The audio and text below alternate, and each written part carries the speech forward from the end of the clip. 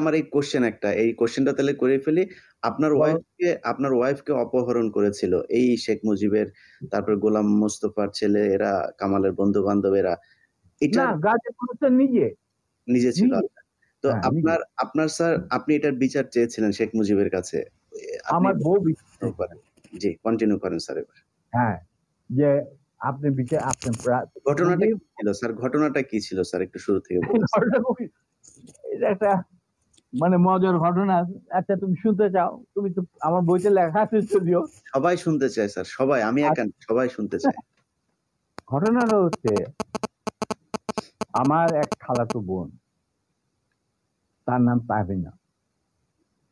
তার বিয়ে ঠিক করেছিলাম আমি আর নিম্মি কর্নেল রেজার সাথে, যে আমাদেরকে জুনিয়র চাকরি। তার সাথে বিয়ে হবে, অনুষ্ঠান হবে লেডিস ক্লাবে। তো দুপক্ষেই আমাদের পরিচিত, অতএব আমরা হলাম ভায়া মিডিয়া। ঠিক আছে, ঠিক আছে। তখন আমরা কি করলাম, সমস্ত অ্যারেঞ্জমেন্ট আমাদের উপরে দায়িত্ব আসলো। তো কাকে রাখি আর কাকে বাদ দিই, এত মানুষের সাথে পরিচিতি। তো আমরা যাই হোক বেশ ভালোই, প্রায় 2-3 হাজার লোকের মতো লোক ইনভাইট করা হলো দুই তরফে। চলছে বিয়ের আসর। তখন আমার একমাত্র শালা, যার নাম বাপ্পি, ও ম্যাকগিল ইউনিভার্সিটিতে পড়তো, ওখান থেকে ছুটিতে আসছে দেশে। He was also present in the ceremony. আমি আর নিমিত দুই পক্ষের মানে হোস্ট বলতে পারো, সবাই দেখাশোনা করছি। বাপ্পি বসে আছে ছেলেদের যেখানে বসার জায়গা সেখানে। তখন লম্বা চুলে একটা ফ্যাশন ছিল আর he has just come from Canada, so লম্বা চুল, and he had good, beautiful hair, and he was a handsome man. আমার মতো এত খারাপ চেহারার লোক ছিল না। ওটা অনুষ্ঠানের শেষ হওয়ার আগে বলবো স্যার। জি বলেন। আচ্ছা, তারপর তোমার ও বসেছিল অন্যান্য গেস্টদের সাথে। তার পিছনের রোতে গাজী গোলাম Mustafa and his wife was also invited in that function from the other side, not from our side, মানে ছেলে পক্ষের। বুঝতে পেরেছি। তো গাজী গোলাম মুস্তফার ছেলেরা আর তার সাঙ্গবঙ্গ পিছনের সিটে, পিছনের রোতে সিটে বসা। তাদের মধ্যে একটা ছেলে বাপ্পির চুল টান দিল পিছু থেকে। তো বাপ্পির পিছনে, ভদ্র মানুষ, বিদেশে থাকে, বিদেশে বড় হয়েছে, পিছিয়ে বললো, কিছু বলে না, সামনে আবার ওরা চুল টান দিল। দ্বিতীয়বার টান দেওয়ার পরে বাপ্পি পিছনে তাকিয়ে দেখো যে একটা ছেলে হাত সরিয়ে দিল। তখন বলি যে তুমি চুল টান দিয়েছ? বলছে হ্যাঁ। বলে কি কেন? আমরা দেখছিলাম যে এত সুন্দর চুল, এটা কি পরচুলা না আসল? আচ্ছা চিন্তা কর। সে তখন ইউনিভার্সিটিতে পড়ে, আর এই পুচকে ছেলে তখন বোধহয় স্কুলেও পড়ে না, বা স্কুলে 6-7 ক্লাস হবে। তখন বাপি বলে, বেয়াদব ছেলে, তুমি আর এখানে বসবে না, তুমি অন্য কোথাও গিয়ে বস। ওরা বেরিয়ে চলে গেল। আমরা কিন্তু কিছুই জানি না, মানে আমি আর নিমি এত ব্যস্ত, দুই পক্ষকে দেখাশোনা, খাওয়া দাওয়া চলছে। হঠাৎ দেখলাম দুটা মাইক্রোবাস, রেড ক্রসের, আর একটা গাড়ি, গাড়ি সবুজ রঙ, গাড়ি আগে, পিছনে মাইক্রোবাস। মাইন্ড ইউ, তখন কিন্তু আমার নিজের personal security guard with wireless মজুদ লেডিস ক্লাবে। আমি তখন কুমিল্লা থেকে আসছি বিয়ের জন্য। তো ন্যাচারালি আমাদের গার্ড নিয়ে চলাফেরা, এটা তো আর্মির নিয়ম, এটা তুমি জানো। আসলো, থামলো, দুইটা মাইক্রোবাস থেকে প্রায় 8 জন ট্রেনজারধারী সাদা পোশাক পরা লোক নামলো, আর ফোকসো গাড়ির থেকে নামলো গাজী গোলাম মোস্তফা স্বয়ং, তার স্ত্রী কিন্তু উপস্থিত মেয়ে মহলে। উনি গাড়িতে নেমেই চিৎকার করতে শুরু করলেন, মেজর ডালিম কোথায়, মেজর ডালিম কোথায়, মেজর ডালিম কোথায়, বহুত বার বাড়ছে, আর সহ্য করা যায় না। আমি অবাক হইলাম, এরকম চিৎকার করছে কে?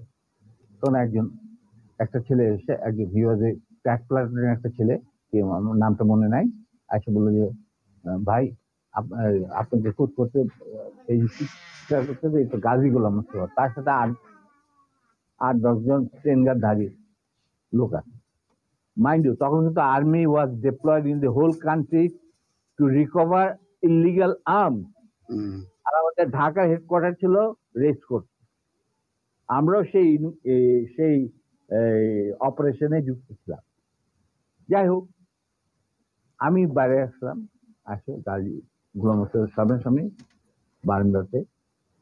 আমি মেজর ডালিম, আপনি আসুন, আপনার বেগম সাহেব তো আছেন ভিতরে, আপনি আসুন, বরবধূকে আপনি দোয়া করে দেন। হারামজাদা বারবার সে আর্মির আসছে, আমি উচিত শিক্ষা দেব। আমি দেখলাম আমার চারদিকে ওই ট্রেনের ঠেকাইলেও প্রায় 4-5 জন মানুষ, আর 4-5 জন খালে দাঁড়িয়ে।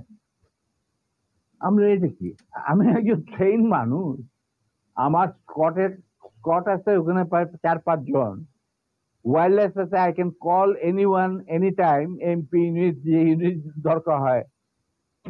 এই কি অবস্থা, একটা বিয়ে বাড়ির মধ্যে এরকম একটা হুলস্থুল কাণ্ড। আপনি দেখেন কিছুই, কি ব্যাপার কি, আপনি আজকে তো উত্তেজিত করেন। আমি তো জানি না যে এর মধ্যে কি ঘটনা ঘটে। ওখানে ওঠ, এ উঠা, মাইক্রোবাইক আমাকে ঠেলতে ঠেলতে নিয়ে যাচ্ছে মাইক্রোবাইক। আপনি ব্যাপার কি গাড়িতে, এটা একটা বিয়ে বাড়ি, একটা মেয়ের বিয়ে হচ্ছে, আর আপনি আমাকে বলছেন উঠ, কি আমার কাপড় টাপড় ধরে 4 জন মিলা আমাকে উঠালো। খবর চলে গেল ভিতর অন্য মহলে, নিম্মি আর আমার শাশুড়ি, আমার খালার শাশুড়ি, মানে কন্যার মা, উনি বেরিয়ে আসলেন। ওনারা আসলেন, কি ব্যাপার, দেখে যেরকম আমাকে ঠেলাঠেলি করে উঠানো হচ্ছে মাইক্রোবাসে। আমি মাইক্রোবাসে উঠলাম, উঠে দেখি চুল্লু আর আলম নামে 2 জন মুক্তিযোদ্ধা, ক্র্যাক প্লাটুনের সদস্য, তারা ছিল আমার ছোট ভাই স্বপনের সাথে, স্বপন বীর বিক্রম। ওদেরকেও মারতে মারতে মানে রক্ত বের করে ফেলেছে, মুখ দিয়ে রক্ত ঝরছে, আহত অবস্থায় তারাও মাইক্রোবাস। তখন আমার খালাম্মা গাজীকে বললো, গাজী সাহেব আপনি কি করছেন, আমার মেয়ের বিয়ে হচ্ছে, আর দে আর দি, তারা বরপক্ষেরও কন্যা পক্ষেরও, ওরা কাজ কি হয়েছে কি, ওরা তো ব্যস্ত। বলে আমি ওদেরকে উচিত শিক্ষা দেবো, ওকে আমি উচিত শিক্ষা দেবো। তখন আমার স্ত্রী বললো যে আপনি তাকে একা নিয়ে যেতে পারবেন না, আপনি আমাকে সঙ্গে নিয়ে আসবেন। ঠিক আছে চল বলে ওরেও ধাক্কা দিয়ে উঠায় দিল মাইক্রোবাসে। তখন আমার খালা বললেন, কাজী সাহেব আপনি কিন্তু বাড়াবাড়ি করছেন, ঠিক আছে, যেখানে আপনি নিয়ে যেতে চান আমিও যাবো সাথে। কাজী কি স্যার তখন ঢাকা আওয়ামী লীগের সভাপতি নাকি? তখন সে আওয়ামী লীগের সভাপতি নয়, he was also the chairman of the Red Cross। বুঝতে পারলাম, শেখ মুজিবের সবচেয়ে প্রিয় লোক সে তখন। সে ঢাকার মধ্যে, মানে ঢাকা শহরে সে হলো মুজিবের সবচেয়ে বড় লাঠের সর্দার। অশিক্ষিত মূর্খ মানুষ সাধারণত রেড ক্রসের চেয়ারম্যান হয় না,